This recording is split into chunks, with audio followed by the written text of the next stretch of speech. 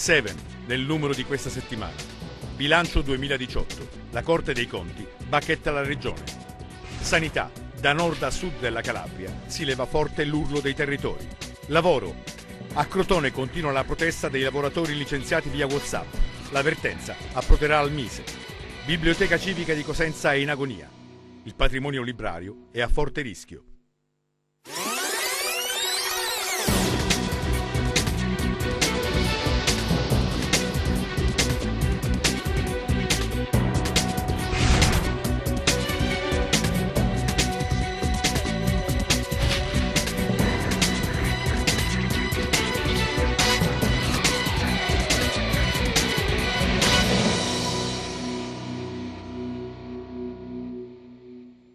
Trascorsi altri 7 giorni siamo di nuovo qui puntuali. Salutiamo la redazione giornalistica, Attilio Sabato in primis, ma soprattutto il regista Luca Chito e i nostri telespettatori che continuano a manifestare testate di gradimento nei confronti di questo che poi è il settimanale, il contenitore in cui proviamo a coagulare le notizie trattate durante la settimana, notizie che ovviamente riguardano tutti quanti i territori della nostra regione rispetto a quelli che poi sono gli argomenti salienti. Per fare un rendezvous su quello che può essere la situazione politica, visto che nell'imminenza, almeno ci auguriamo, avremo anche nuove elezioni in Calabria, oggi con un'ora probabilmente di sonno in più ci sarà anche una giornata decisiva per quello che riguarda una tornata elettorale importante, una prova di braccio di ferro che si terrà tra il governo giallorosso e quello che poi è l'antagonista ormai di questo governo che è Salvini, e vedremo come andrà a finire, nella previsione che poi qualcosa possa accadere anche dal punto di vista della nostra regione, dove probabilmente saremo chiamati alle urne entro dicembre. Ci sono delle novità per quello che riguarda il PD, perché Franceschini dichiara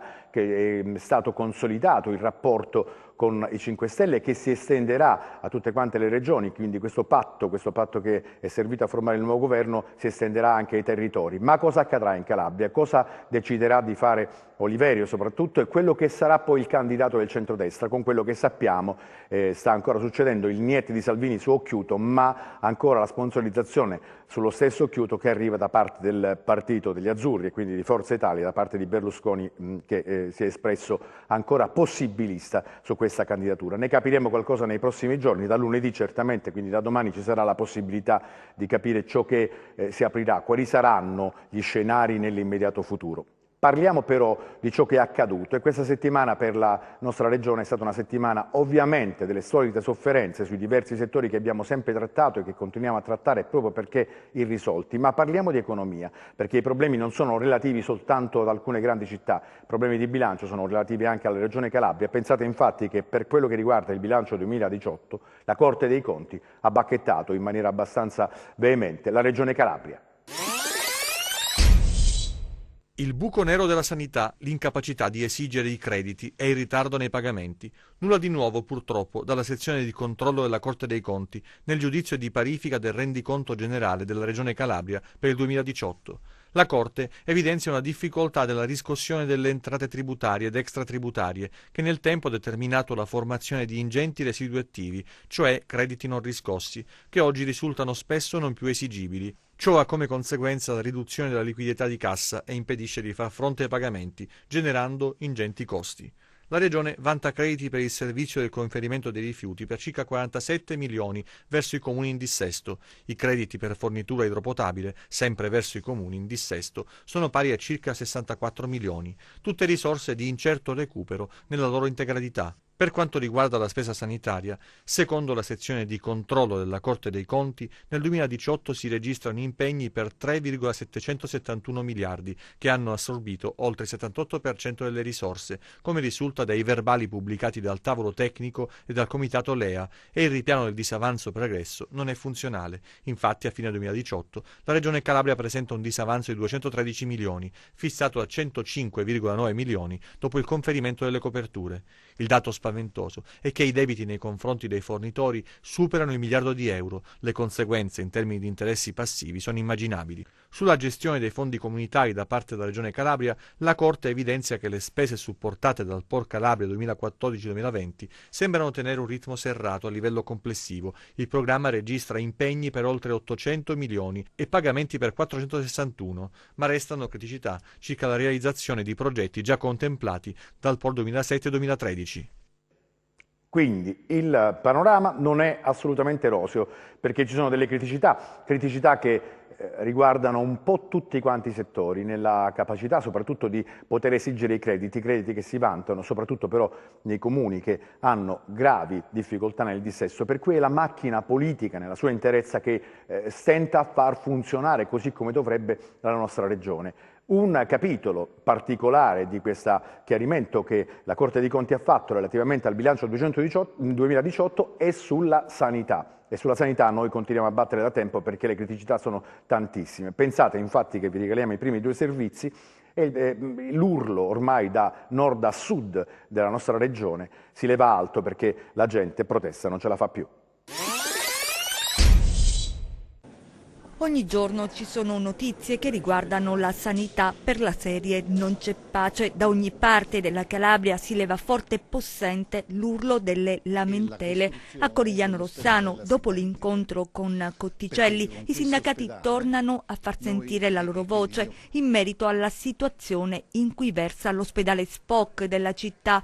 Troppe cose non funzionano e poi la decisione di chiudere pediatria e ginecologia è insopportabile. Così il sindaco Flavio Stasi ha deciso di convocare l'ennesima conferenza dei sindaci per fare il punto della situazione. Stesso discorso per Trebisacce, anche qui le proteste non mancano e il sindaco prepara l'offensiva. Dallo Ionio al Tirreno e precisamente a Cetraro, dove c'è stata la visita degli ispettori per il punto nascita. Il reparto è ancora chiuso, ma dal comune sono certi che si tratti di un provvedimento che presto sarà rivisto. Qui c'è anche da risolvere la grana del primario di ginecologia dopo la rinuncia del designato. Il reparto risulta chiuso nelle ore notturne. L'elenco è lungo e comprende anche gli ospedali di Castrovillari, Paola e Acri. Le problematiche sono più o meno identiche, così come le lamentele dei cittadini. A questo si aggiunge il problema delle strutture private, dove i cittadini si rivolgono per eseguire esami clinici in tempi brevi, evitando di sottoporsi alle lunghe attese imposte dalle strutture pubbliche. Il budget ridotto che la Regione ha destinato a queste strutture obbliga i pazienti, specie coloro i quali sono esenti da ticket, a lunghe file che iniziano al mattino di buon'ora. Insomma, non siamo messi bene. Mancano gli anestesisti e l'ospedale di Polistena nel Regino rischia il blocco. Lo denuncia il sindaco Michele Tripodi, che ha scritto al ministro della Salute Roberto Speranza, al commissario al piano di rientro Saverio Cotticelli, alla commissione prefettizia che dirige l'azienda sanitaria di Reggio Calabria e al prefetto di Reggio Massimo Mariani per segnalare l'emergenza. Per legge, scrive Tripodi, il reparto in questione dovrebbe contare 18 medici rispetto agli attuali posti letto, invece ce ne sono solo 6, perché dei 10 effettivamente assegnati, 4 hanno limitazioni dovute a malattia o altri impedimenti. Già ieri alcuni interventi chirurgici programmati sono stati rinviati per mancanza di anestesisti. È evidente che con un punto nascite, i reparti di chirurgia e ortopedia che lavorano con anestesisti al seguito, è assolutamente indispensabile garantire la funzionalità del comparto operatorio nelle 24 ore. A tutto questo si aggiunge la carenza di organico ormai cronica che investe tutti gli altri reparti dell'ospedale. Il piano del fabbisogno conta 35 posti di dirigente medico mancanti, 45 di infermieri, 25 di OS, oltre 100 unità di personale mancanti, dunque, che dovrebbero essere assunte al più presto, ma di cui non si sente né si vede traccia. Avvertiamo la sensazione, dice il sindaco Tripodi, che i problemi che da anni ormai andiamo segnalando siano lasciati passare in secondo piano. Facciamo appello al Ministro affinché intervenga e venga presto sul posto, chiedendo al contempo un intervento rapido e risolutore del commissario Cotticelli e della commissione prefettizia che gestisce l'ASP per scongiurare il blocco del comparto operatorio dell'ospedale di Polistena.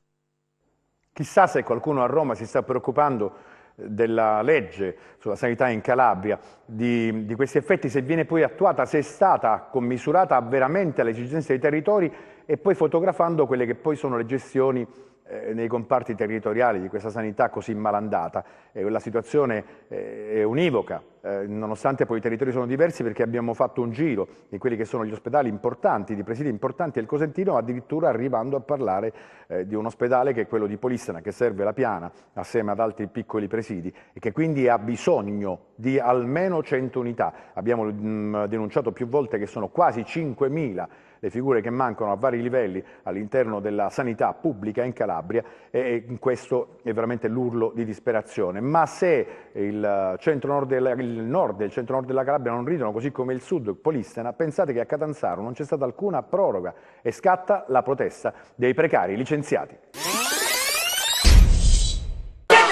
Bantieri ha chiamato il direttore generale dopo che aveva mandato la PEC e siamo risaliti e gli ha detto non riguarda l'azienda, procedi con il reintegro. E la dottoressa, la prego, non ci dica che Orticelli vi deve firmare il reintegro perché è impossibile, lo sapete, dottoressa. Io possiamo raccontare, non ho una comunicazione ufficiale. Dottore, voi avete capito com'è la situazione? C'è Bantieri, a me all'una ce li siamo andati, alle 3 siamo tornati che Orticelli aveva mandato una PEC. Non riguarda l'azienda, allora perché non lo state facendo sto santo nemico? Esplode la rabbia degli OSS questa mattina a Catanzaro perché alle promesse fatte nei giorni scorsi dal commissario Cotticelli e dai vertici dell'azienda ospedaliera non sono seguiti i fatti.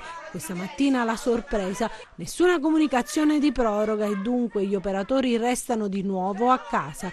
Si sentono ancora una volta presi in giro con rimpalli di responsabilità da un ufficio all'altro e allora hanno deciso di protestare fino a che non vedranno nero su bianco la proroga dei contratti tanto sbandierata in questi giorni e di cui non v'è traccia. Possibile, dicono con rammarico e amarezza, essere presi in giro così? Siamo mamme e padri di famiglia, inutile alimentare speranze se non ci sono le possibilità. Dovevamo firmare il contratto e ora ci dicono che ci sono problemi, che non si può firmare niente.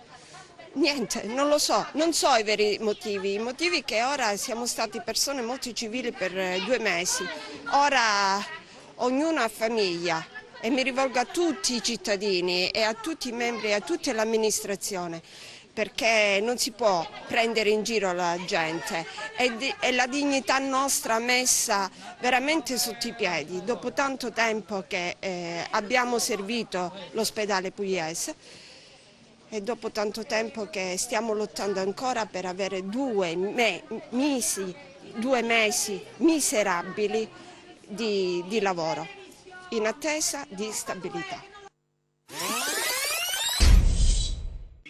Cotticelli snobba i sindacati e disattende gli accordi sottoscritti a Catanzaro davanti il prefetto, venendo meno agli impegni assunti. Gravissimo quanto accaduto oggi, il rinvio sine die da parte della struttura commissariale del commissario al piano di rientro con noi, che oggi era in programma un primo tavolo tecnico sulla questione del personale, e il commissario si era impegnato a presentare anche il piano operativo 2019-2021 a noi per discuterlo. È un fatto inaccettabile, anche perché l'impegno il commissario l'aveva assunto dinanzi al prefetto, quindi oltre alla sostanza c'è proprio uno sgarbo istituzionale.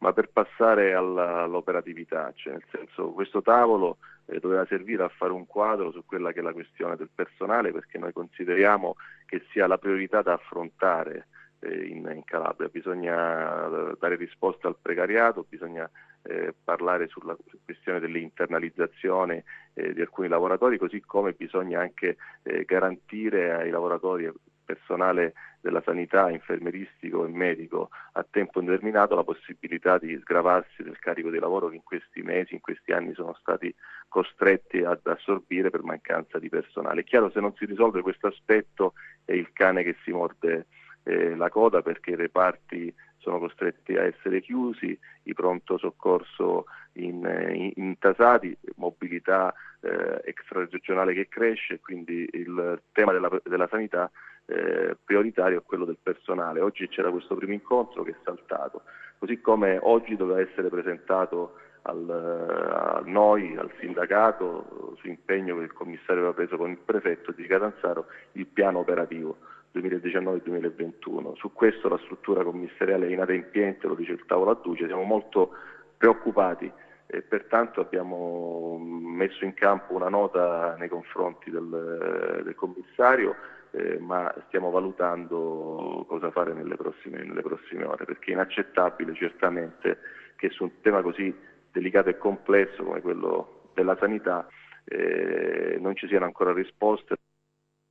Dei giochi che poi ricadono sulla pelle dei lavoratori, ma soprattutto su quella dei malati, se ci pensate, con i sindacati che addirittura definiscono superficiale l'azione del commissario Cotticelli, e quindi qua la situazione continua a vivere in una sorta di limbo, perché tutto cambia, perché niente cambia, addirittura peggiora, perché se i conti e i buchi, le voragini continuano a governare quella che è l'amministrazione dei presidi sanitari in Calabria, poi le soluzioni dall'altra parte non esistono e quindi c'è un disservizio, un malcontento e soprattutto tante situazioni che vi abbiamo raccontato nelle scorse giornate di una gravità inaudita rispetto a degli accadimenti nefasti in alcuni presidi sanitari. Parliamo sempre di lavoro, continuiamo perché ci stiamo occupando da tempo, da una settimana, della protesta di questi 50 e oltre lavoratori di Crotone che sono stati licenziati da una catena di supermercati internazionale gestita poi da un privato, del Carrefour quindi, semplicemente licenziati con un messaggio via WhatsApp. I parcheggi vuoti, il supermercato chiuso, ma loro, i 52 dipendenti del Carrefour Market di Crotone, ogni mattina si presentano sul posto di lavoro. Dopo il licenziamento via WhatsApp sono arrivate le temute lettere. Continuano a protestare, presidiando e affidando le rivendicazioni alle scritte giganti come urli sui cartelli affissi alle vetrine. Gianluca Ceraudo, dopo 26 anni, si è ritrovato senza occupazione. È come se ti sentissi il mondo portare il peso del mondo addosso. All'interno dei locali la corrente elettrica è stata staccata. Banchi frigo, soprattutto la carne, c'è ancora carne, c'è la frutta e salumi in salumeria e quindi ci sarà una bomba batteriologica sicuramente. Sarà lotta ad oltranza. Ma noi non molliamo, ripeto, noi abbiamo tanti anni di esperienza e considera che noi veniamo a lavorare, c'è gente che viene dai paesi e percorriamo la strada della morte. Io in 26 anni ho visto morire più di 150 persone qua, la metà erano tutti i miei amici. L'avvertenza approderà al Mise, i sindacati chiedono il rispetto delle procedure. Stiamo chiedendo in maniera forte che venga espletato presso una sede istituzionale quale l'Ispettorato del Lavoro di Crotone. Come Fisascat, Filcam segue il TUCS a livello regionale, insieme ai confederali abbiamo fatto richiesta urgente, sollecitando anche i nostri nazionali affinché intervenissero presso il Ministero, l'unità di crisi, e quindi abbiamo avuto già una prima risposta anche se informale, quindi il sottosegretario ha già firmato questa nostra convocazione. Sul caso i riflettori dei media nazionali per una storia che rivela quanto il mondo del lavoro abbia bisogno di controlli e tutele. Certo, gravi le denunce anche dell'ex, a questo punto dipendente del Carrefour, che dice che addirittura il supermercato è stato chiuso a nottetempo con tutte le rate alimentari deperibili chiuse all'interno. Probabilmente ci dovrebbe essere scattare un controllo anche da parte delle autorità preposte, perché lui ha parlato quasi di bomba batteriologica, ma soprattutto ci occupiamo di quella che è la gravità per 52 famiglie, con poi l'indotto tutto quanto appresso, perché dall'oggi al domani persone di un'attività commerciale che andava bene, con grande fatturato, quindi partecipazione di numerosi clienti, dall'improvviso decide di chiudere e di licenziare le persone. Altra possibilità di posti a rischio e quindi di precarietà che si crea, c'è stata una protesta dei lavoratori dei call center dell'IPS. Il lavoro non si tocca, lo difenderemo con la rocca! Altre voci della disperazione. La protesta è nazionale, ma qui da noi è amplificata dalla mancanza di altre opportunità. Davanti all'INPS di Cosenza, i dipendenti di un call center che lavora da anni per l'ente previdenziale. I 300 addetti dell'azienda che ha perso l'appalto in condizioni normali sarebbero passati al nuovo soggetto senza subire contraccolpi, in virtù della cosiddetta clausola sociale, ma così non è, ci sono decine di posti a rischio. Il rischio non è solo per 15, neanche per 50, ma quasi per la metà degli addetti, nel senso che allora, la clausola sociale prevede che gli operatori in toto debbano essere almeno da 6 mesi sull'attività di INPS. Non è specificato quando devi essere nell'attività INPS, diciamo che avendo fatto diverse clausole sociali si intende alla data del passaggio, che dovrebbe essere stata fissata per il 2 di dicembre. Così diciamo non è stato, perché la nuova azienda appaltante arbitrariamente ha fissato una data che è a ritroso dal 2 agosto al 2 febbraio. In tale data ha fissato un ulteriore criterio che è la loggatura al 70%. La loggatura quindi prevede la presenza in azienda, di conseguenza devono essere scomputate diverse tipologie di assenze. L'INPS deve essere da apripista per un corretto uso delle clausole sociali, che sono leggi. In strada ci sono tutti, quelli che sanno di rientrare nelle procedure di licenziamento e gli altri colleghi per solidarietà, ma anche perché un giorno un inghippo del genere potrebbe toccare anche a loro senza le giuste tutele. Per una scelta errata da parte della nostra azienda, Covisian, che ad agosto 2018 ci ha cambiato di attività.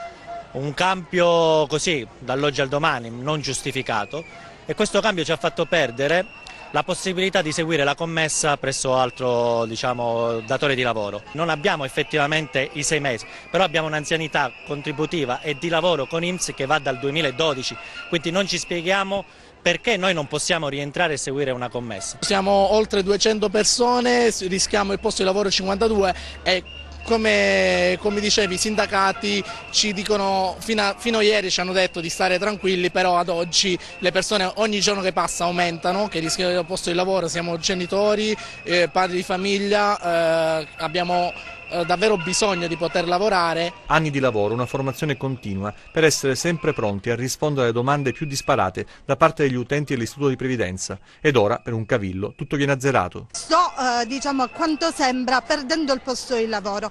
Alle mie spalle ci sono i miei colleghi di lavoro, non soltanto in questa sede ma anche in altre sedi, e siamo pronti ad andare avanti, a manifestare, perché non vediamo risposta. Noi che tutti i giorni rispondiamo per INPS, ripeto, con qualità.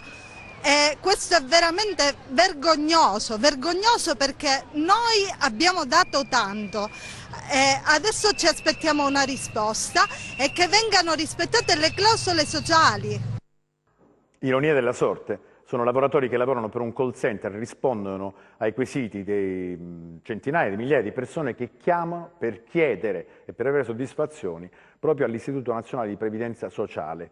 Mica è uno scherzo. Quindi noi speriamo si risolva questa vertenza e che ci siano buone notizie per questi numerosissimi lavoratori, tutte quante anche le loro famiglie. Cambiamo argomento e apriamo la pagina della cultura, purtroppo non per una notizia positiva, perché è uno degli avamposti culturali più importanti del sud della nostra regione, in particolare che si trova a Cosenza, che è la Biblioteca Civica, è in assoluta agonia e poi soprattutto c'è a rischio l'enorme patrimonio librario. 120 edizioni rare e antiche custodite nella Biblioteca Civica di Cosenza sono state rubate, finite sul mercato clandestino. Le indagini avviate dai carabinieri del nucleo tutela patrimonio culturale su mandato degli ispettori ministeriali. I libri trafugati riguardano il filosofo Bernardino Telesio, il filologo Sertorio Quattromani, nonché i testi sulla nobiltà cosentina e calabrese.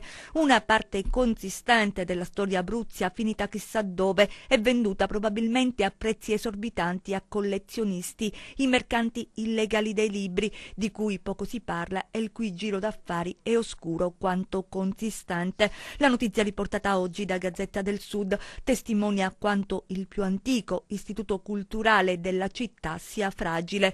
Solo 4 dipendenti per un patrimonio librario che ha bisogno di essere valorizzato, tutelato e ben conservato, 4 lavoratori che non vengono regolarmente pagati e il cui futuro è avvolto nelle nebbie. Sono lì come sentinelle del passato quasi dimenticate. La biblioteca civica continua ad essere meta di turisti, ma i volumi custoditi, come rilevato dalle verifiche effettuate dalla Soprintendenza Archivistica Regionale, sarebbero in precarie condizioni. È tempo che i partners pubblici e privati responsabili della civica decidano di intervenire e redigere un piano di rilancio di una struttura in agonia. Se non si interviene tempestivamente, Cosenza rischia di perdere parte fondamentale della sua memoria. Una città senza radici è una città senza futuro. Negli ultimi anni abbiamo assistito a diversi proclami positivi nel rilancio dell'azione della biblioteca civica, soprattutto a sostegno dei dipendenti, al rafforzamento della struttura e alla tutela quindi dell'enorme patrimonio culturale che in essa è contenuta, ma scopriamo che sono stati trafugati libri di inestimabile valore. Ci auguriamo che poi i carabinieri nel comparto, nel dipartimento specifico, possano agire e soprattutto cercare di capire, di risalire agli autori di tale delitto, proprio perché di questo si parla. E poi questo luogo va tutelato. Continuiamo a invitare Regione, Provincia, Comune e quante persone possano fare qualcosa a sostenere in maniera fattiva, con un'azione concreta, per l'appunto la Biblioteca Civica di Cosenza. Vi lasciamo con un ultimo servizio. Il servizio è relativo al turismo e a un annuncio fatto dalla Regione Calabria, perché la Regione stessa investe sull'attività dei porti, quindi sulla portualità, attraverso 120 milioni di investimento per il rilancio. 120 milioni di euro è l'investimento sui porti calabresi, lo annuncia il governatore a Catanzaro nel corso del seminario tecnico-scientifico sui porti regionali nell'ambito del programma di azione e coesione.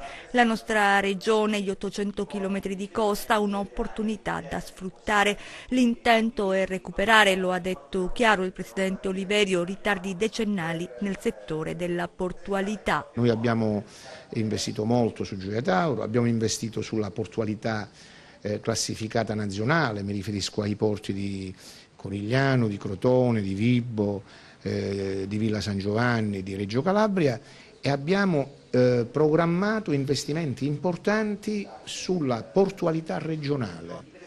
Abbiamo già finanziato 10 porti o per adeguamento, per miglioramento, eccetera, tra cui il porto di Catanzaro, dove siamo qui oggi, per 20 milioni di euro, e c'è un nuovo bando per finanziarne altri 20 porti. Un dato: la Calabria rispetto al potenziale dei posti barca ne ha la metà, abbiamo 4.300 posti barca a fronte di una necessità di almeno 8.600, 9.000, quindi in questa direzione gli investimenti che abbiamo messo in campo consentiranno di recuperare un ritardo. E non mancano le polemiche. Il consigliere regionale della Casa delle Libertà Gianluca Gallo denuncia neppure un centesimo per i laghi di Sibari. Il porto sibarita e il suo canale normativamente riconosciuto quale via navigabile di quarta classe. Chiederò, fa sapere Gallo, che della questione si discuta in Consiglio regionale. Certo, sarebbe interessante capire perché i laghi di Sibari sono stati esclusi da questo ampio, enorme progetto sulla valorizzazione dei porti in Calabria, perché comunque negli anni passati, quelli che furono almeno 20 anni fa, era una delle mete turistiche importanti della nostra regione, assieme a poi tanti altri porti che ci auguriamo attraverso questo mega investimento vengano restituiti ad una dignità, dare o ridare dignità alle strutture, per esempio all'incompiuta di Diamante sul cambio, ma al rafforzamento di Cetraro, di Vibo, di Tropea, di tutti quelli che sono le località turistiche importanti della nostra regione, perché così si possa garantire un rilancio effettivo sull'impresa del turismo. Siamo giunti al termine, salutiamo Luca Chito, ma soprattutto salutiamo voi e vi ringraziamo per la pazienza e per la fiducia che ci avete accordato ancora una volta. Vi rinviamo all'appuntamento della prossima settimana, invitandovi come al solito durante il weekend di frequentare i presidi culturali, che siano essi cinema, locali dove si suona la musica dal vivo, ma così come i teatri, le biblioteche o semplicemente anche delle librerie. La cultura può fare bene e soprattutto può ridare la spinta necessaria al rilancio della nostra regione. Alla prossima!